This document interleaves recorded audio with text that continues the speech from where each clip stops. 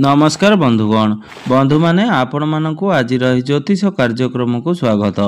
आज ज्योतिष कार्यक्रमटी कुंभ राशि व्यक्ति विशेष मानक पई बहुत गुरुत्वपूर्ण अटे, बहुत ही खास अटे।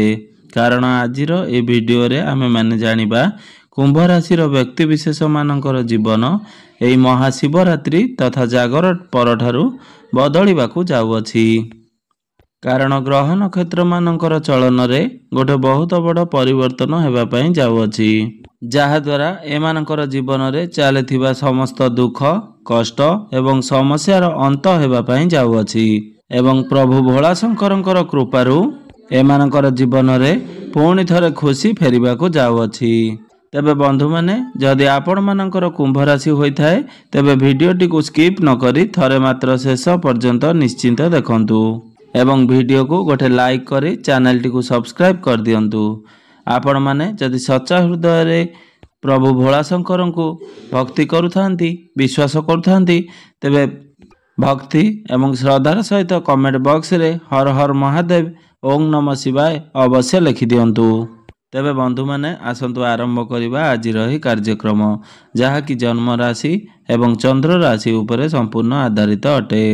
बंधु माने बुध शुक्र एवं सूर्यंकर राशि परिवर्तन हेबाकू जाउअछि, जहा द्वारा आपणकर जीवन रे किछि बड़ हेबा पई जाउअछि। आपणकर जीवन रे चलिथिबा समस्त दुख कष्टर अंत हेबा पई जाउअछि एवं एही महाशिवरात्रि तथा जागर परठारु आपणक जीवन रे नूतन सूर्य उदय हेबा पई जाउअछि। तेबे बंधु माने एही महाशिवरात्रि ठारु आपणकर जीवन रे कोन सब बड़ परिवर्तन हेबार अछि। तेबे बंधु माने पूर्वरु आपणकर स्वास्थ्य जनित समस्या लागी रहितिला, स्वास्थ्य खराब रहुतिला, आपणकर आर्थिक स्थिति ठीक नथिला, धन जनित समस्या लागी रहितिला, आपण धार करज करिथिले बा ऋण नेइथिले ऋण सुझी पारु नथिले, ऋणर भार आपणक उपरे बढ़ी जाइतिला, आपणकर गृह रे खुशीर वातावरण नथिला, आपणकर शिक्षा क्षेत्र रे समस्या देखा देउतिला, आपणकर अजथारे खर्च होई जाउतला, समाज रे आपणकर मान सम्मान पद प्रतिष्ठा नथिला, आपणको चाकरी प्राप्ति होई पारु नथिला, आपण संतान संतति को नै चिंता रे रहुतिले, आपणकर प्रेम जीवन रे मध्य बहुत समस्या लागी रहितिला, आपणकर व्यापार वाणिज्य रे लॉस हेउतिला। तेबे एही भली जहा भी समस्या आपणक जीवन रे चालुतिला ताहा एही महाशिवरात्रि परठारु संपूर्ण रूप से दूर हेबा पई जाउअछि एवं भोला शंकरंकर कृपारु आपणक जीवन रे पुनर्बार खुशी फेरिबाकू जाउअछि। शुक्रंकर राशि परिवर्तन हेउअछि। शुक्र जे कि धनर कारक ग्रह बोली माना जाए, शुक्र ग्रह को माता लक्ष्मींकर स्वरूप बोली माना जाए एवं आपणकर राशि पई शुक्र हेउछंती जोग कारक ग्रह। शुक्र आपणक कुंडलीर द्वितीय भाव अर्थात धन भाव रे विराजमान अछंती एवं आपणकर राशि रे शुक्र हेउचंती चतुर्थ एवं नवम भाव तथा भाग्य भावर अधिपति। तो एथिपई आपणकर धन रे वृद्धि घटिबो। एही महाशिवरात्रि परठारु आपणकर भाग्य बल रे धन बढ़िबो, आपण टंका किछि संचय करि परिबे, आपणकर बैंक बैलेंस बढ़िबो, फाइनेंशियल ग्रोथ मध्य हेबो, आपण इनकम करिबा पई नूतन मार्ग प्राप्ति हेबो, आपण भाग्य बल रे समस्त क्षेत्र रे उन्नति करिवे, भाग्य आपणको पूर्ण मात्रा रे साथ देबो, आपण कम परिश्रम करी बहुत अधिक सफलता प्राप्ति हेबो, आपण कोनोसी बड़ कार्यर आरंभ करि पारंती, आपण एही समय कोनोसी बड़ इन्वेस्टमेंट करि पारंती। शेयर मार्केट स्टॉक मार्केट एवं ट्रेडिंग रे कार्य करथुवा व्यक्ति विशेष माननकु हठात धन प्राप्ति हेबार जोग बनुअछि। आपणकर मन धर्म आड़कू अग्रसर होई पारे, आपण धार्मिक कार्य रे मन देई पारंती, आपण कोनोसी धार्मिक स्थान को यात्रा करि पारंती, आपण एही महाशिवरात्रि परे कोनोसी जमी किंबा प्रॉपर्टी किंबा नूतन गृह आदि निर्माण करिबारे मन बळई पारंती एवं निर्माण मध्य करि पारंती, आपण कोनोसी जानवाहन क्रय मध्य करि पारंती, आपण आपणकर गृह को कोनोसी इलेक्ट्रोनिक्स जिंस किणिकिरी आनी पारंती, आपणको पारिवारिक सुख प्राप्ति हेबो, आपणकर गृह परिवार रे हस खुशीर माहौल देखिबा पई मिलिबो, ଯେଉଁ ଦମ୍ପତି ମାନେ ଦୀର୍ଘ ଦିନ ଧରି ସନ୍ତାନର କାମନାରେ ରହିଥିଲେ ତ ସେମାନଙ୍କୁ ପ୍ରଭୁ ଭୋଳାଶଙ୍କରଙ୍କର କୃପାରୁ ଏହି ଶିବରାତ୍ରି ପରେ ସନ୍ତାନ ସୁଖ ମଧ୍ୟ ପ୍ରାପ୍ତି ହେବ। ଆପଣଙ୍କର ବାଣୀରେ ମଧୁରତା ଆସିବ। ଶୁକ୍ର ଏଠାରେ ଆପଣଙ୍କ ଉଚ୍ଚସ୍ଥ ଅଛନ୍ତି ତ ଆପଣଙ୍କର ଧନରେ ସୁନିଶ୍ଚିନ୍ତ ବୃଦ୍ଧି ଘଟିବ। ଆପଣ ଚାକିରି କରନ୍ତୁ କିମ୍ବା ବ୍ୟାପାର ବାଣିଜ୍ୟ କରୁଥାନ୍ତୁ ତ ଆପଣଙ୍କର ଇନକମ୍ ନିଶ୍ଚିନ୍ତ ଭାବରେ ବଢ଼ିବାକୁ ଯାଉଅଛି। ବୃହସ୍ପତି ଆପଣଙ୍କର କେନ୍ଦ୍ରରେ ଅର୍ଥାତ୍ ଚତୁର୍ଥ ଭାବରେ ବିରାଜମାନ ଅଛନ୍ତି। ଆପଣଙ୍କର ସୁଖ ଭାବରେ ବିରାଜମାନ ଅଛନ୍ତି ତ ଆପଣଙ୍କୁ ସମସ୍ତ ସୁଖ ପ୍ରାପ୍ତି ହେବ। ଆପଣଙ୍କର କ୍ୟାରିୟରରେ କିଛିଟା ସୁଖ ପ୍ରାପ୍ତି ହେବ ତ ଆପଣଙ୍କୁ କିଛି ନା କିଛି ଶୁଭ ଖବର ନିଶ୍ଚିନ୍ତ ପ୍ରାପ୍ତି ହେବ। ଆପଣଙ୍କର ମାଙ୍କର ସ୍ୱାସ୍ଥ୍ୟରେ ଯଦି କିଛି ସମସ୍ୟା ଲାଗି ରହିଥିଲା ତେବେ ସେଥିରେ ସୁଧାର ଆସିବ। ଆପଣଙ୍କର ମାଙ୍କର ସ୍ୱାସ୍ଥ୍ୟ ବହୁତ ହିଁ ଭଲ ରହିବ। ବୃହସ୍ପତି ଏଠାରେ ବସି ଆପଣଙ୍କର କର୍ମ ଭାବକୁ ଅର୍ଥାତ୍ କ୍ୟାରିୟର ଭାବକୁ ଦୃଷ୍ଟି ଦେଉଛନ୍ତି ତ ଆପଣ ଆପଣଙ୍କର କାର୍ଯ୍ୟକ୍ଷେତ୍ରରେ ବହୁତ ଅଧିକ ଉନ୍ନତି କରିବେ। ଆପଣଙ୍କୁ ଉପର ଅଫିସରଙ୍କର ସପୋର୍ଟ ପ୍ରାପ୍ତି ହେବ। ଆପଣ ସମସ୍ତ କାର୍ଯ୍ୟକୁ ସୁରୁଖୁରୁରେ ସମ୍ପାଦନ କରିପାରିବେ। ଆପଣଙ୍କୁ କୌଣସି MNC କମ୍ପାନୀରୁ ଜବ୍ ଅଫର ଆସିପାରେ। ଆପଣଙ୍କୁ କର୍ମକ୍ଷେତ୍ରରେ ସମ୍ମାନିତ କରାଯାଇପାରେ ଏବଂ ବିଦେଶରେ ରହି ଯେଉଁ ବ୍ୟକ୍ତିବିଶେଷ ମାନେ କାମ କାର୍ଯ୍ୟ କରୁଛନ୍ତି ବା ଚାକିରି କରୁଛନ୍ତି କିମ୍ବା ବ୍ୟାପାର ବାଣିଜ୍ୟ କରୁଛନ୍ତି ସେମାନଙ୍କୁ ସେମାନଙ୍କର କର୍ମରେ ନିଶ୍ଚିନ୍ତ ଭାବରେ ସଫଳତା ପ୍ରାପ୍ତି ହେବ, ଲାଭ ପ୍ରାପ୍ତି ହେବ। ଯେଉଁ ବ୍ୟକ୍ତିବିଶେଷ ମାନେ ବେରୋଜଗାର ଅଛନ୍ତି, କୌଣସି ଚାକିରି ନାହିଁ ତ ସେମାନଙ୍କୁ ଏହି ମହାଶିବରାତ୍ରି ପରେ ନିଶ୍ଚିନ୍ତ ଭାବରେ ଚାକିରି ପ୍ରାପ୍ତି କରିବାର ଯୋଗ ବନୁଅଛି। ଆପଣ ଚାକିରି କ୍ଷେତ୍ରରେ ଚେଷ୍ଟା ଜାରି ରଖନ୍ତୁ। ଆପଣଙ୍କୁ ନିଶ୍ଚିନ୍ତ ଭାବରେ ସଫଳତା ପ୍ରାପ୍ତି ହେବ। ଆପଣଙ୍କୁ ଗଭର୍ଣ୍ଣମେଣ୍ଟ ସେକ୍ଟରରେ ଲାଭ ପ୍ରାପ୍ତି ହେବ। ଆପଣ ଆପଣଙ୍କର କର୍ମକ୍ଷେତ୍ରକୁ ନେଇ ଆପଣ ବିଦେଶ ଯାତ୍ରା ମଧ୍ୟ କରିପାରନ୍ତି।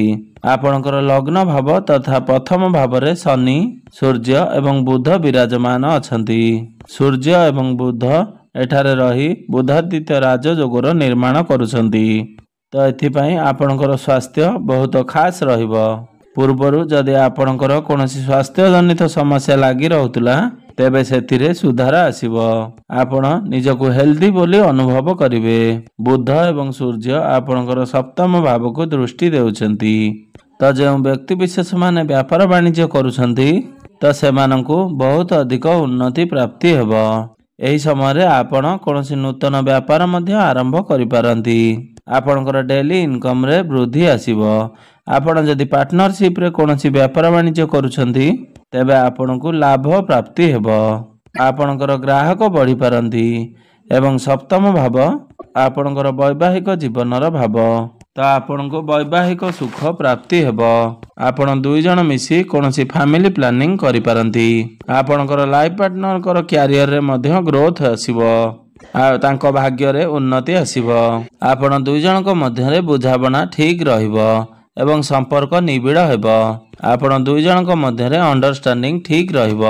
ଯେଉଁ ବ୍ୟକ୍ତିବିଶେଷ ମାନଙ୍କର ବିବାହ ହୋଇନାହିଁ ବା ଦୀର୍ଘ ଦିନ ଧରି ବିବାହ ହୋଇପାରୁନାହିଁ, ଆପଣଙ୍କ ଗୃହକୁ ବିବାହ ପ୍ରସ୍ତାବ ମାନ ଆସୁଛି କିନ୍ତୁ ଭାଙ୍ଗି ଯାଉଛି, ବିବାହ ସ୍ଥିର ହୋଇପାରୁନାହିଁ, ତେବେ ଏହି ମହାଶିବରାତ୍ରି ପରେ ଅର୍ଥାତ୍ ଜାଗର ପରେ ଆପଣଙ୍କର ବିବାହ ହେବାର ମଧ୍ୟ ଯୋଗ ବନୁଅଛି।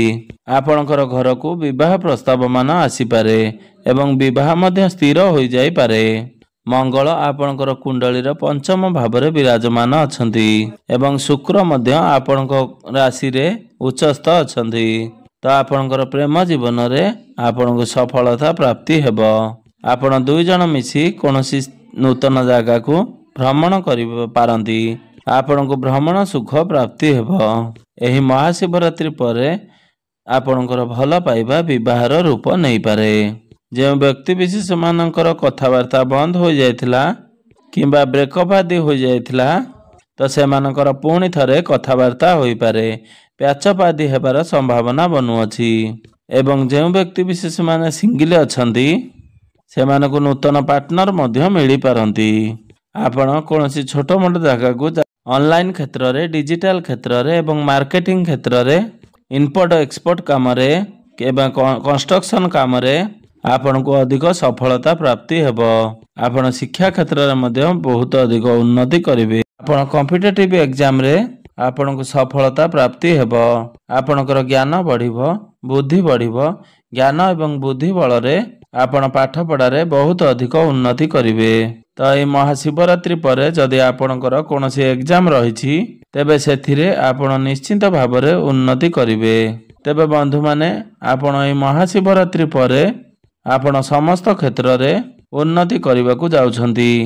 ଆପଣ ଯଦି ପୂର୍ବରୁ କିଛି ଧାର କରିଥିଲେ କିମ୍ବା ଋଣ ନେଇଥିଲେ, ଆପଣ କରଜକୁ ଶୁଝିବାରେ ସକ୍ଷମ ହୋଇପାରୁନଥିଲେ, ତ ଏହି ମହାଶିବରାତ୍ରି ପରେ ଆପଣ ସମସ୍ତ କ୍ଷେତ୍ରରେ ଏବଂ ସେ ଋଣକୁ ଶୁଝିବାରେ ସକ୍ଷମ ହେବେ।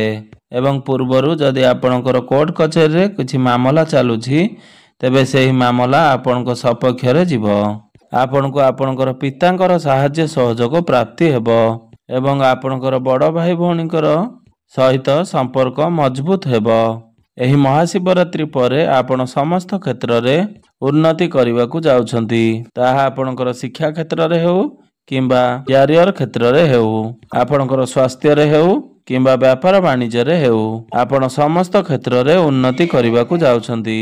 ଆପଣ ଅଧିକ ଶୁଭ ଫଳ ପ୍ରାପ୍ତି କରିବା ପାଇଁ କିଛି ସରଳ ପ୍ରତିକାର ବିଷୟରେ ଜାଣି ନିଅନ୍ତୁ ଏବଂ ଉପାୟ ଗୁଡ଼ିକ କରନ୍ତୁ।